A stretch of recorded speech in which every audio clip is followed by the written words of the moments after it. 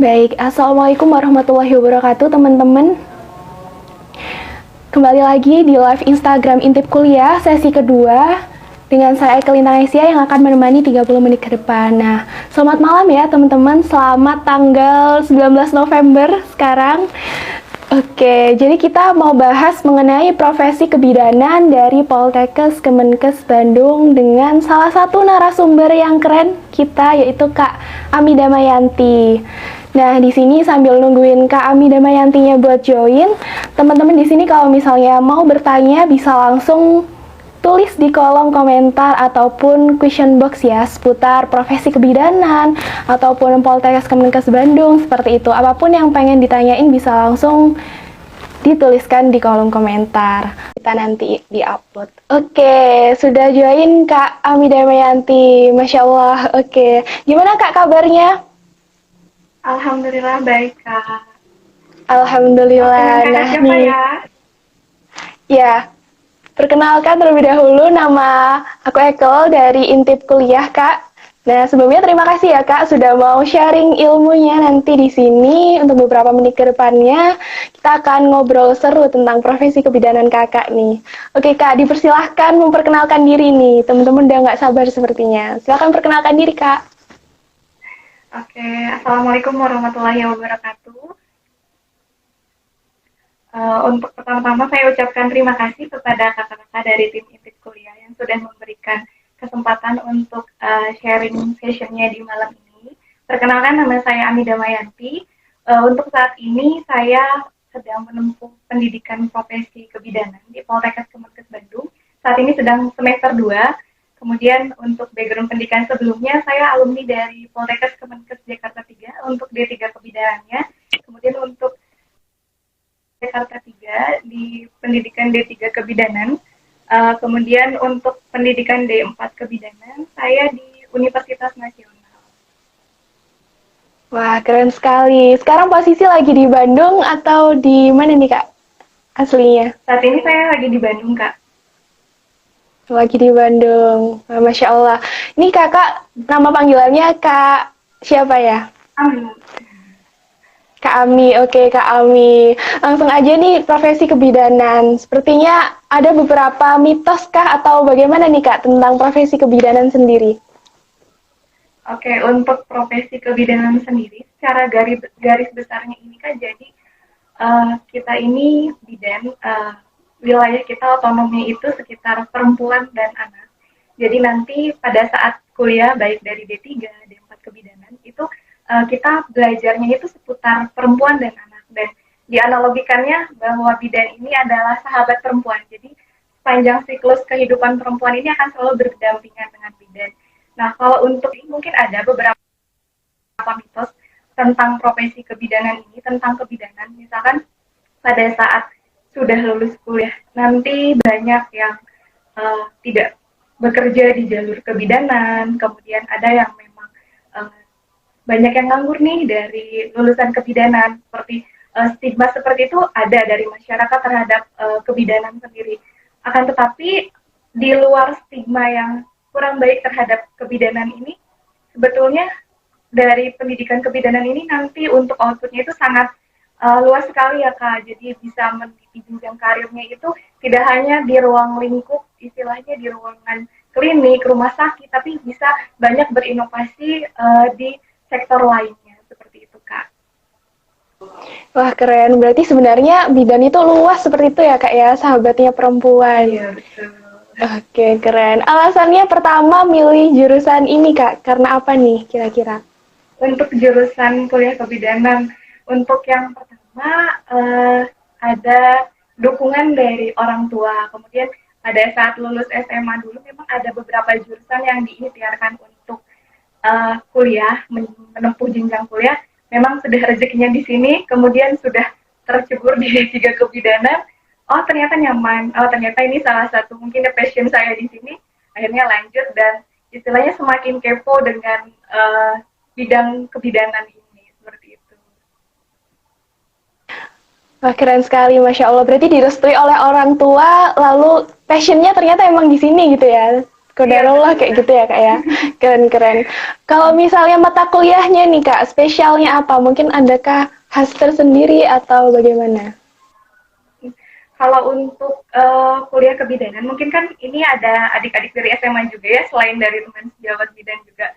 Mungkin saya jelaskan sedikit dari yang D3 kebidanan. Jadi kalau untuk D3 kebidanan ini, 30% dari perkuliahan ini adalah teori, 70%-nya adalah praktik. Nah, karena tadi kan si bidan ini saya analogikan sebagai sahabat perempuan, otomatis ketika ingin menjadi seorang sahabat, kita harus tahu nih apa yang dimaunya, nanti apa yang harus bisa kita berikan untuk seorang perempuan ini. Nah, makanya dalam pendidikan pada saat menempuh jenjang kuliah ini kita belajar dari mulai lahir nih anak dari bayi balita, prasekolah, kemudian ke remaja, mengajak lagi ke prakonsepsi atau pranikah, penghamilan, persalinan, nih pas menyusui, kemudian lagi kita belajar ke kesehatan reproduksi, ke KB, kemudian ada lagi nanti ke kolaborasi dengan teman sejawat. Nah, tetapi tidak hanya itu untuk kuliah di kebidanan. Ada juga seperti mata kuliah pendamping etikolegal itu, jadi kita ada kode etiknya yang kita pelajari. Nanti bagaimana kita memberikan asuhan tentang mengenal hak dan kewajiban kita terhadap pasien. Selain itu ada juga tentang kewirausahaan. Jadi sempat aneh, kok di dunia kebidanan kita belajar kebidanan sehari-hari, oh, ada kewirausahaan. Ternyata kewirausahaan ini nanti akan memindset kita tentang bagaimana belajar membuka praktik mandiri seperti itu. Nah, ada lagi tentang terapi-terapi yang disebut terapi komplementer atau gimana bidan ini mempelajari, mungkin kakak juga tahu ya, sedang booming tentang prenatal yoga, baby massage kayak gitu.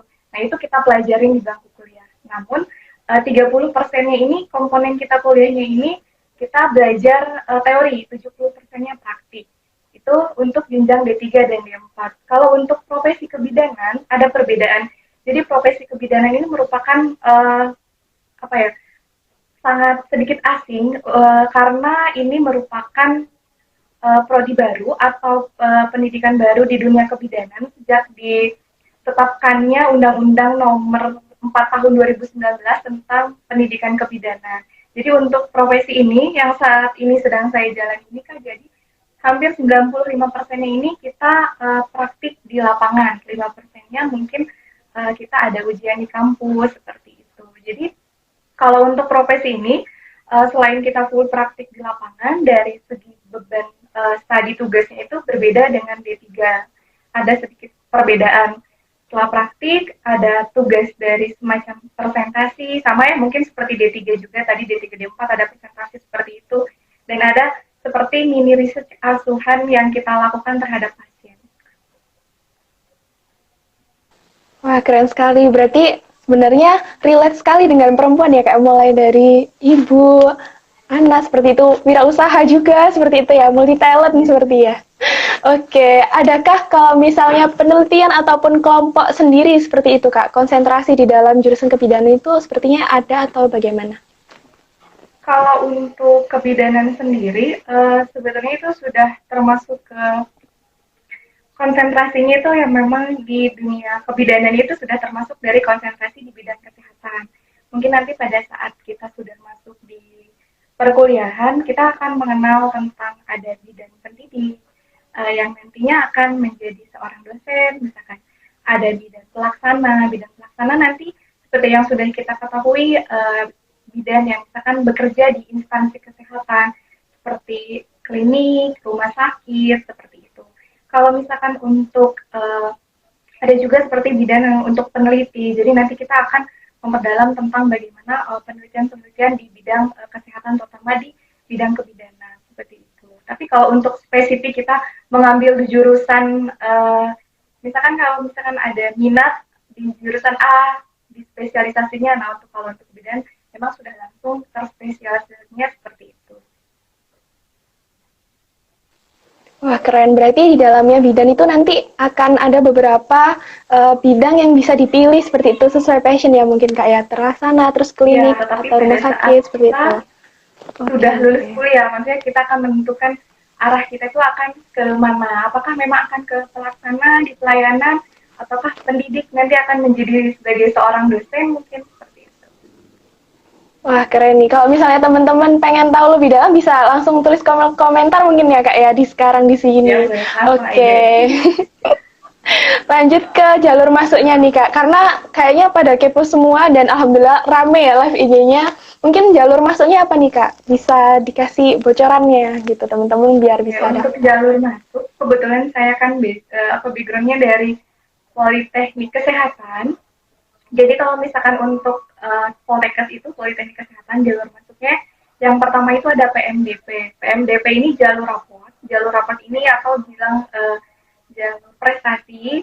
Nah, kalau misalkan teman-teman berminat nih, sudah mulai kepo dari sekarang, join di pertama itu gelombang pertama ada PMDP ini.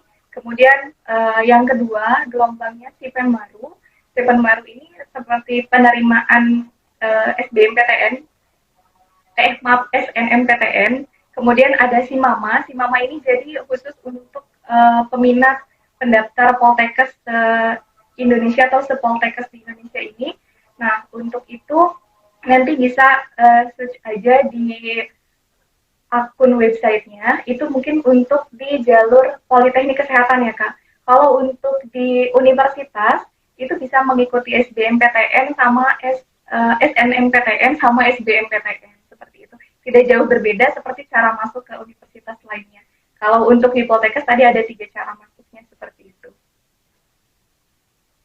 Wah, berarti banyak ya, Kak, ya, bisa dicoba mungkin satu-satu semisal ya, nanti kalau misalnya gagal. Keren banget. Oke, lanjut ke tipsnya, Kak. Kalau misalnya tadi ada mahasiswa baru, terus barusan keterima, alhamdulillah gitu ya, di profesi kebidanan, apakah ada tipsnya tersendiri, Kak? Seperti itu. Kalau untuk tipsnya, kemungkinan kan pada saat kita masuk di universitas di kebidanan, salah satunya misalkan itu kan sudah pilihan dari diri sendiri ya, Kak.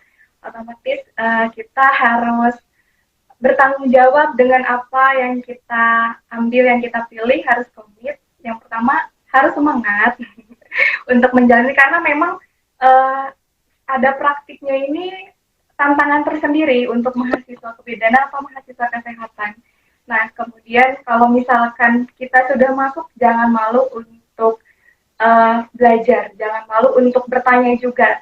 Karena mungkin gini ya, Kak, pada saat kita lagi jadi seorang mahasiswa, ketika tidak bisa, itu kita akan, dimaklumi karena ini seorang mahasiswa. Jadi tidak usah malu untuk bertanya, karena namanya mahasiswa itu sedang ada di fase belajar. Kalau misalkan kita sudah lulus, sudah bekerja, ketika kita tidak bisa, itu akan ada beban moral untuk tersendiri, akan malu karena statusnya sudah bukan mahasiswa lagi. Jadi tetap semangat, harus konsisten dengan apa yang dipilih oleh teman-teman, dan apa yang jadi pilihan itu pasti yang terbaik untuk teman-teman ke depannya. Kurang lebih seperti itu. Oke, Masya Allah. Berarti tetap konsisten, terus nggak apa-apa bertanya seperti itu ya, Kak, ya. Nggak ada yang salah dari bertanya seperti itu. Oke, mantap. Oke, lanjut ke prospek kerjanya, Kak. Kalau misalnya beberapa alumni itu mungkin di mana, ataukah ada prospek kerja lainnya, misal yang bisa dibagiin di teman-teman ini, seperti itu. Oke. Kalau untuk prospek kerja ke depannya, sebetulnya seperti tadi ya, Kak. Jadi tidak sempit gitu, ruang lingkup kerjanya itu luas, walaupun kita untuk bidang kebidanan ini sempit untuk di area ibu dan anak, tetapi untuk jenjang karir kedepannya untuk para bidan ini sebetulnya banyak sekali gitu prospeknya. Misalkan kita kalau memang berencana atau minat di pelayanan itu banyak. Di instansi kesehatan kita bisa bekerja seperti di puskesmas, di rumah sakit, kemudian juga kita kalau misalkan memang mau membuka praktik sendiri, itu bisa. Kemudian kalau misalkan kita memang nanti menginginkan jadi seorang pendidik, nanti seorang bidan ini bisa menjadi seorang dosen juga gitu. Sebetulnya sangat banyak sekali gitu nanti untuk prospek kebidannya seorang bidan bekerja ini. Oke, keren sekali. Ini kalau misalnya teman-teman pengen tahu ya, mumpung ada kakaknya, ada Kak Ami di sini, bisa langsung kepoin di kolom komentar buat nanya. Oke, Kak, kita langsung bahas ke masa depan nih ya, terkait harapannya mungkin ataukah adakah rencana biar nanti teman-teman di sini bisa mengaminkan bareng-bareng ya dan diijabah seperti itu. Iya. Apa nih Kak kira-kira? Kalau untuk harapan kedepannya, semoga saya bisa diberikan rezeki untuk membangun sebuah klinik, amin. Dan mudah-mudahan apa yang saya peroleh selama dari proses kuliah ini akan bermanfaat tidak hanya untuk diri saya sendiri ya, tentunya untuk banyak orang juga gitu. Kemudian dan ada harapan tersendiri, semoga untuk profesi saya sendiri ini, profesi kebidanan, semoga nanti akan semakin bisa maju dan bersaing dengan profesi lainnya gitu. Seperti itu mungkin. Amin. Terima kasih Kak atas sharing ilmunya. Masya Allah sekali doa-doanya. Nih, semangat ya teman-teman kebidanan. Kayaknya banyak yang join ya dari teman-temannya Kakak juga. Semangat terus Kak. Sehat-sehat selalu. Terima kasih udah sharing dan mohon maaf jika ada salah kata dari saya. Terima kasih banyak ya Kak. Oke, terima kasih kembali Kak. Wah, di sini ada beberapa pertanyaan ternyata Kak. Oke, mungkin langsung aja saya bacakan. Oke, Boleh, Kak. dari Kak Sasa nih ya, untuk profesi kebidanan ada yang 1,5 tahun dan 1 tahun. Kenapa bisa berbeda Kak? Lalu bagaimana Kakak menanggapi gaji bidan yang rendah sementara kuliah kita bayarnya cukup mahal? Masya Allah, ini ada curhat-curhat sedikit tapi nggak apa-apa ya Kak ya. Mungkin bisa dijawab Kak. Iya, saya izin jawab ya. Berarti tadi untuk yang pertama ya Kak. Kalau untuk pendidikan kebidanan ada yang 1,5 tahun dan 1 tahun. Oh maaf, profesi kebidanan. Sebetulnya itu tergantung dari peraturan dari tempat apa institusinya kuliah. Misalkan untuk saya sendiri, untuk di Poltekkes Bandung, saya 1 tahun untuk masa studi profesi ini. Jadi kalau yang 1,5 tahun dengan 1 tahun ini perbedaannya, misalkan saya ada 11 stase. Ketika saya akan pindah ke stase berikutnya, itu tidak ada jeda libur. Jadi langsung istilahnya maraton. Kalau untuk yang 1,5 tahun dari satu stase ke stase berikutnya biasanya itu ada jeda liburnya dahulu.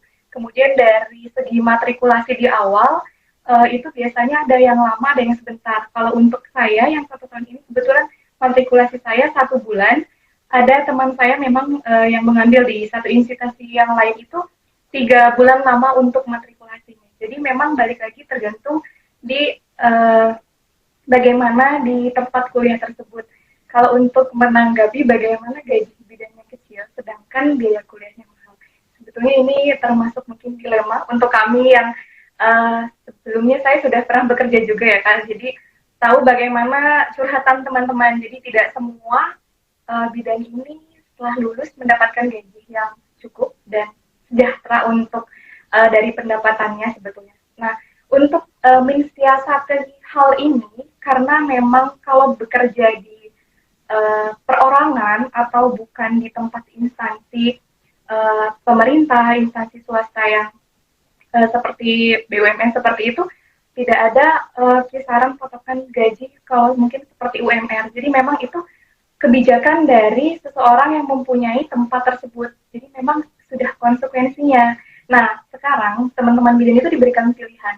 Apakah akan bertahan dengan pendapatan seperti itu atau akan membuat terobosan baru? Seperti tadi kan banyak nih pelayanan-pelayanan dari kebidanan yang sebetulnya bisa dikembangkan oleh teman-teman dan insya Allah income-nya akan lebih besar didapatkan oleh teman-teman. Seperti itu mungkin Kak. Dan jangan bosan untuk terus memperdayakan diri karena dengan semakin kita bertambah pengetahuan maka akan semakin luas juga nanti kita akan mendapatkan relasi, kemudian juga untuk tempat pekerjaan. Seperti itu. Masya Allah, oke. Berarti sebenarnya kalau misalnya pertanyaan pertama itu sesuai dengan profesi kebidanannya sendiri nanti, lalu untuk gaji ini memang ada beberapa yang seperti itu, namun balik lagi, apakah mau bertahan, apakah mau memperdayakan diri, seperti itu ya Kak ya. Berarti ini dengan hati ya pastinya. Masya Allah, keren banget. Oke, Kak Sasa, semoga menjawab ya Kak.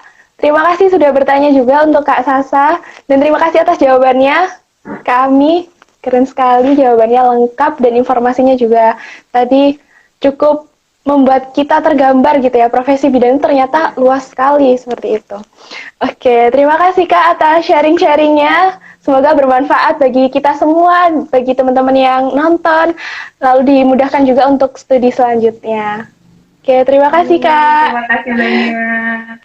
Oke, saya tutup. Wassalamualaikum warahmatullahi wabarakatuh. Iya. Waalaikumsalam warahmatullahi wabarakatuh.